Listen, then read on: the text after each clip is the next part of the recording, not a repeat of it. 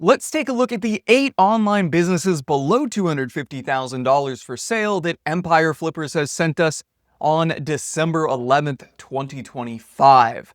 First, let me start by saying a few words about this below $250,000 for sale. That is below $250,000 in asking price. So for profitability, I would be expecting them to make no more than $100,000 per year in profit. These are very small online businesses, and typically speaking, I like to focus on acquiring larger, more established, time-tested, and more profitable online businesses.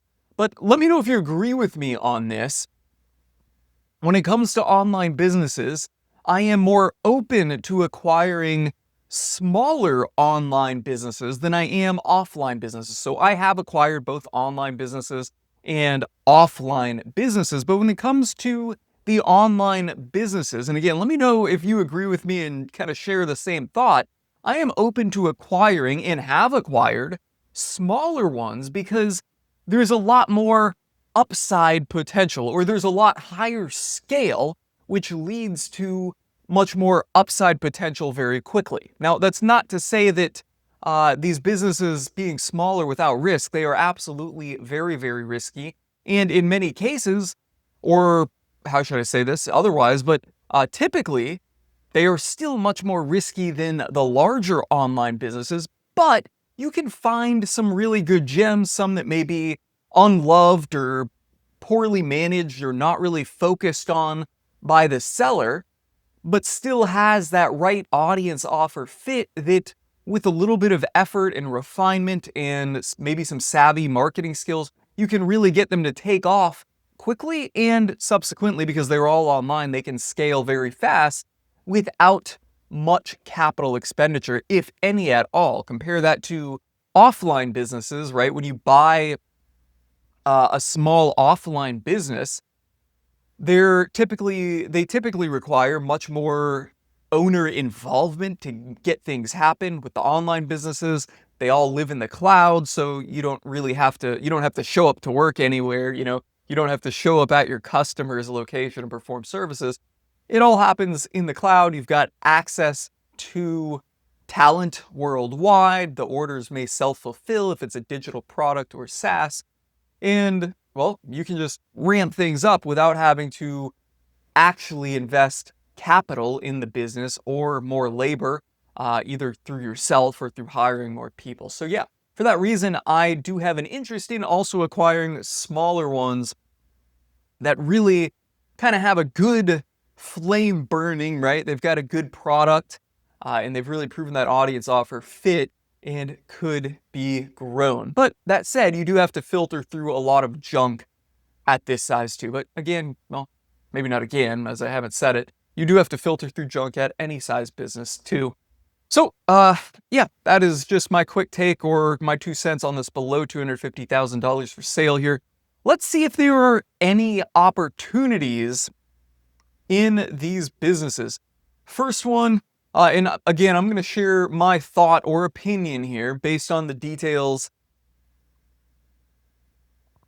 And now I'm going to share my thought or opinion based on the details here in the listing. So I may get some things wrong, but this is just going to be my quick take as someone that has a lot of experience in this space and with acquiring and online businesses. And if we see one that we like, maybe I'll open it up and do a little bit deeper dive into that listing. Also, I have not seen any of these businesses, or at least I haven't seen this email. I may have looked at some of these as I'm skimming through the businesses for sale over time, but I have not looked at this email specifically. So here we go. Launched in 2019, acquired by the current owner in 2021. It's a YouTube channel making $8,747 per month and listed for sale at a 24x monthly multiple. In the finance niche, focuses on reviewing both popular and lesser known methods for making money online. It publishes 37 videos per month, supported by a consistent production schedule and well-organized content workflow. The majority of traffic comes from YouTube search. YouTube channels, they're platform dependent on YouTube. It doesn't say if this is faceless or not. It doesn't say that, so I'm going to believe it is. That makes me wonder who is producing the videos. I could like this if somebody else is producing the videos and they're relatively high quality. Faceless videos, tend to be on the garbagey side. They can pull in a lot of views, can be engaging, but I don't think they're going to last. There may be something here. I don't not necessarily not like this, but we would really need to find out what the videos are. Like, are they truly good videos? Maybe an opportunity there. I also like that it is 6 years old, 2019. You don't really see many YouTube channels for sale that are this well aged. Next up, making $14,000 per month in profit and listed at a 16x multiple, launched in January 2025, a Shopify e-commerce business operates within the apparel and accessories niche. The store features a selection of patriotic apparel and accessories representing a specific European country, including t-shirts, polos, and hoodies. Despite its short operating history, the business has demonstrated strong performance. Profit margins exceed 30%, positive customer testimonials. Yeah, this one's kind of interesting. It hasn't really been around very long, so we don't know how sticky it is. I'd be curious to see how much revenue they're doing, and then ultimately, if we saw that, which we could by clicking learn more, most likely, we could flesh out how much they're spending on ads. Actually, they tell us margins exceeding 30%. It is a physical product, e-commerce. So they're spending some money on ads. It seems like they've kind of found an audience offer fit here. This could be a nice one if the products are fulfilled from a 3PL. I don't not like it. Launched in 2023, making $5,200 a month, listed at a 34x multiple. It is an application and subscription-based business offering an AI-powered face swapping tool through both a Telegram bot and mobile app. The Telegram bot accounts for 83% of the revenue, with the remaining 17% from mobile app subscription, 600,000 registered users, and approximately 60,000 monthly active users. This one is interesting here. My concern would really be how sticky is this AI-powered face swapping tool. It's a very simple AI SaaS. A lot of people are trying to kind of knock off, all of these AI SaaS products that are making money because they can do it easily with vibe coding tools out there like Lovable, Cursor, Replit.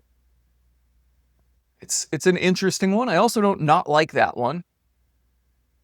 Next one, a Amazon KDP and Amazon merch business making $6,600 a month. Launched in 2018, the merch business features a diverse portfolio of 14,000 active designs with an account tier limit of 20,000.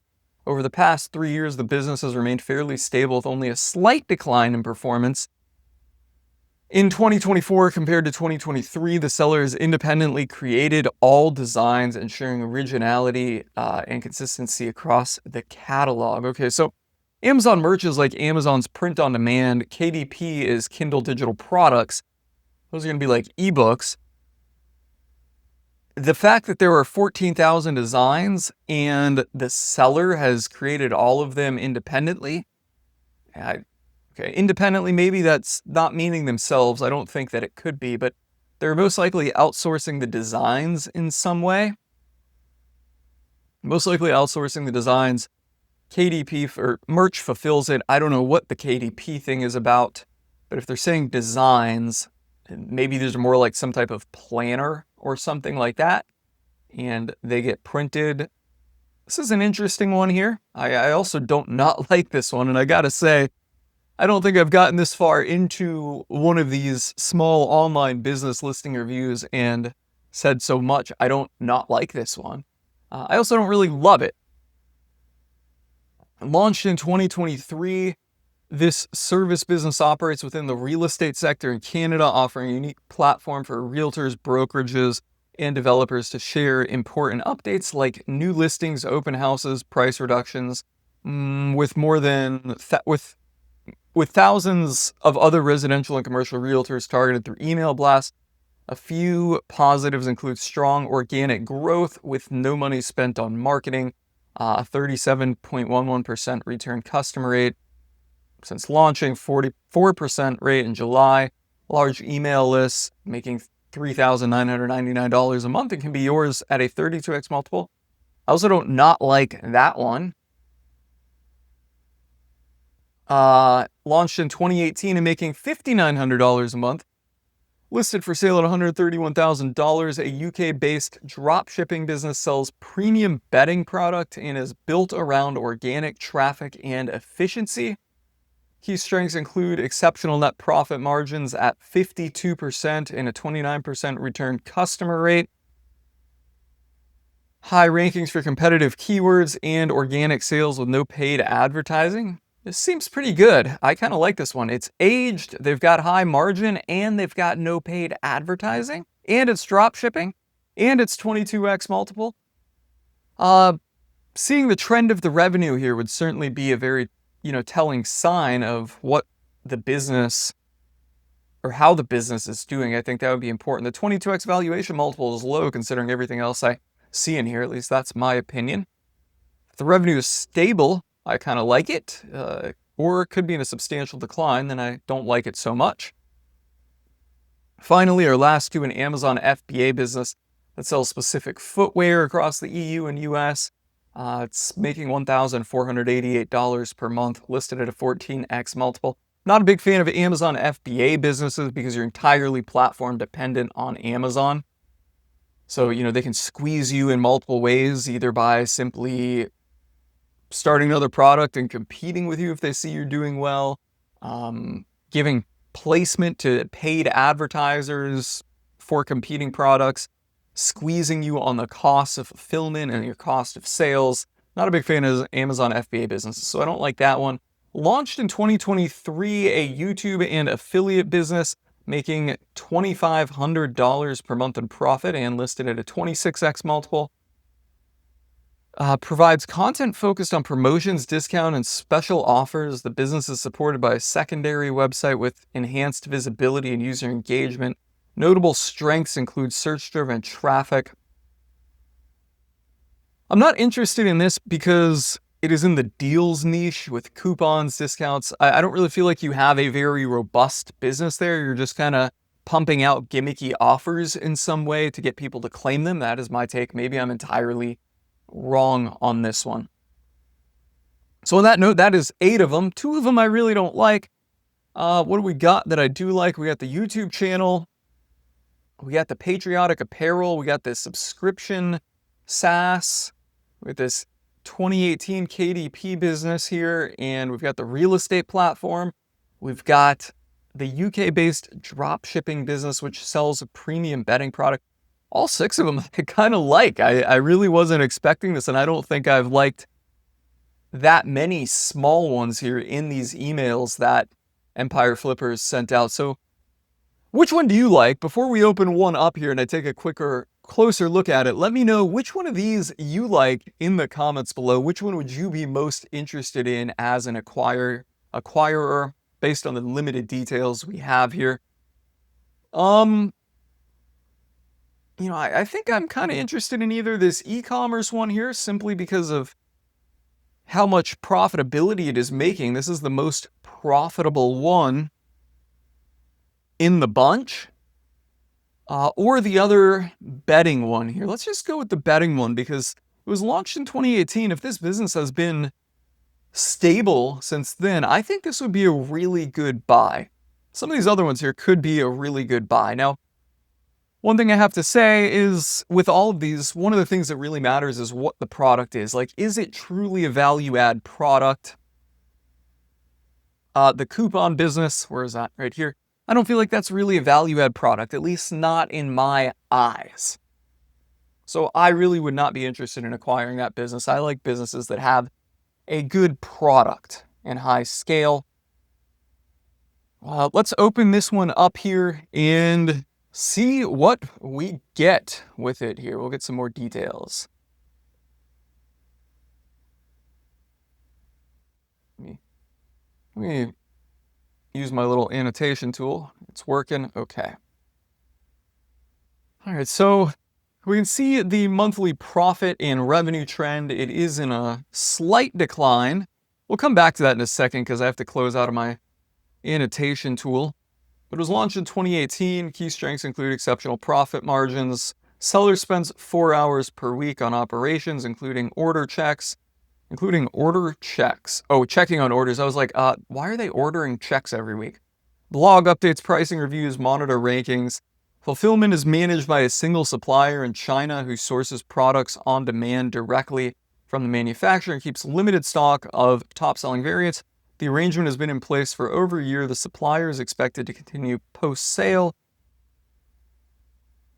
We'll highlight that, come back and talk about it. Customers typically receive their order in 8 days. The site receives 68% of its traffic from organic, 25% from direct, has SEM Rush Authority score of 27. The business runs largely on autopilot, presenting a passive, high-margin opportunity in an evergreen niche. The business used to operate as an e-commerce model with inventory stored in the UK.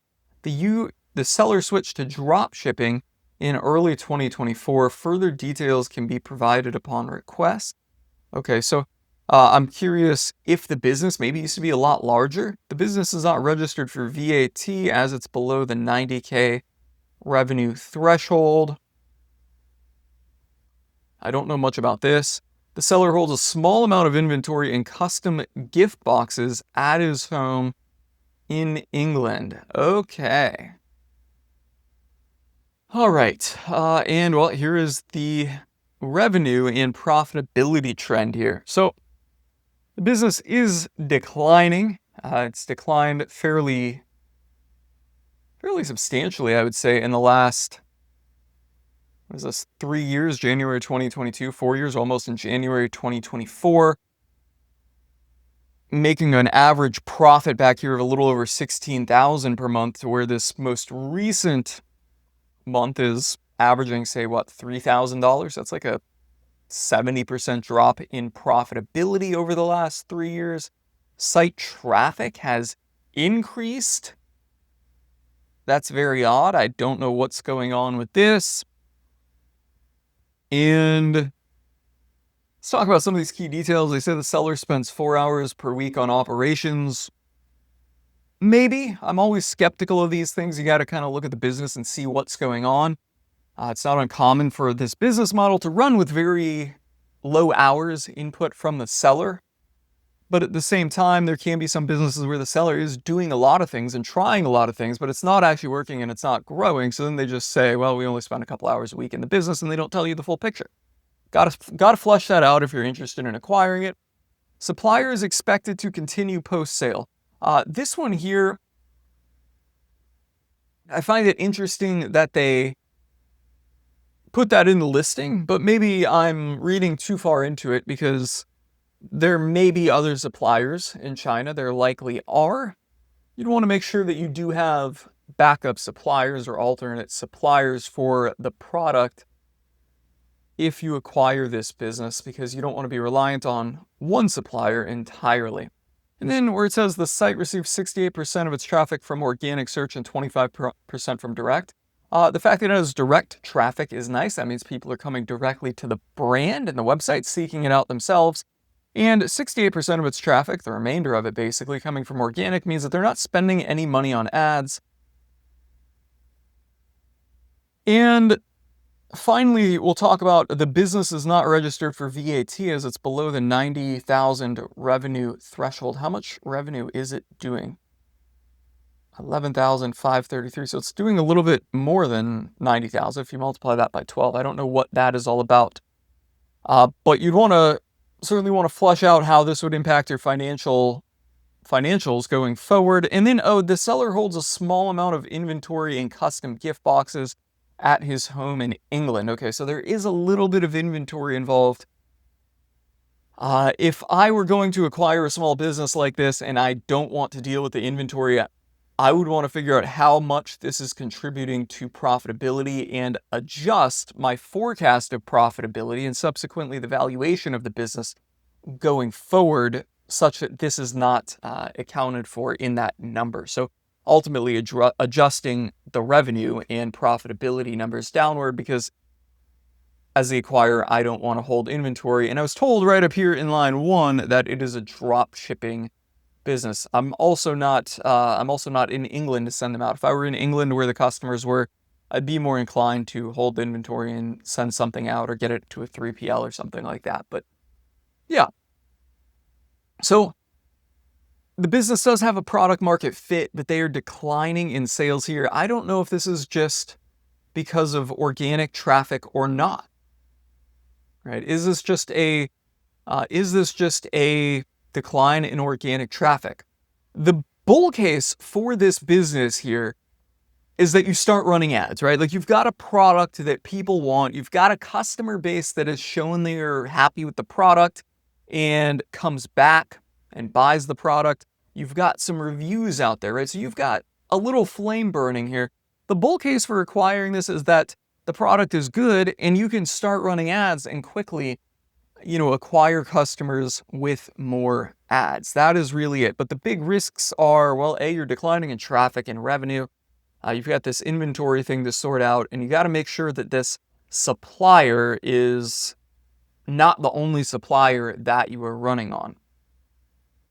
With cost of goods sold at 37%, and I should have focused on this a little bit more, you do have some margin here, or net margins working out to 52%. You do have room in here to run ads for this bedding product. So yeah, the bull case there is that you can really grow with paid ads, and that is the common bull case with these small online businesses.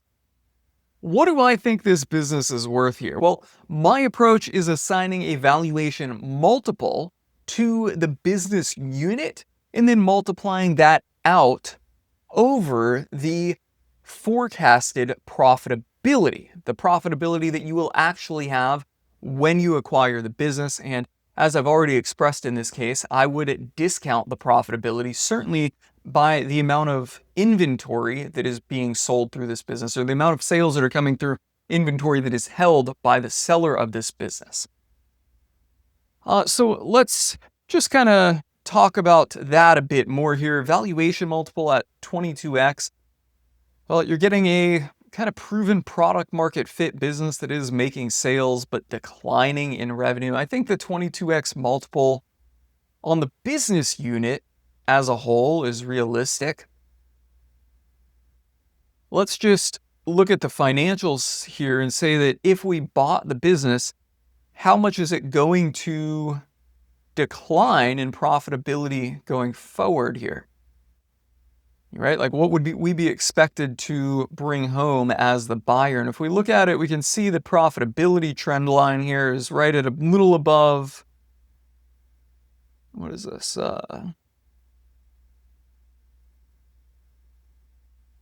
$5,000, so $6,000. And it is $6,000 per month, and it is declining, right? Following this trend line to roughly, let's just say $3,500 a month. And I think that is on the generous side over the last 12 months. So it's declined 50%. So where do they get this? Oh, there's the monthly profit. Yeah. Making $5,900 in profit on average per month. But, it's declining roughly,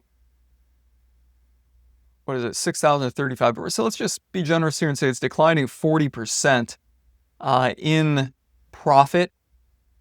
So if you acquire this business, this $5,900 per month, following this trend is going to be quite a bit lower. So 5,974 times 0.6 works out to $3,584 in average monthly profit is what you would expect to take home following this trend in the next 12 months. But there's also this inventory. You're not going to hold the inventory, at least I would not be.